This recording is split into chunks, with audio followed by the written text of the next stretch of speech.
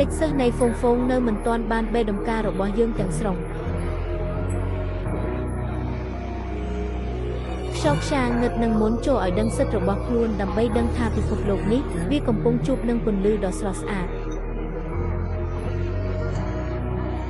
ក្តីស្រឡាញ់និតទាំងឡាយយូរដល់នឹងត្រៃត្រឹងក្តីលោភលន់សាឡុចត្រួតត្រានេះអ្នកជឿជាក់ចូលទៅស្វែងរកខាងទីចិត្តសាជាថ្មីដ៏ស្អាត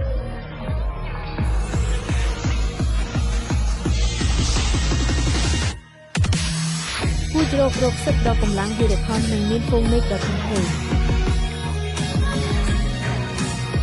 រៀនបិទគ្រប់គ្រងលើអ្នកសោះចុះទៅច្បាំងមុខនេះជាវីរៈនៃកន្លែងរដ្ឋទាំងនេះលងខែមគ្មានសូដាឥឡូវនេះមិនត្រង់សង្គ្រាម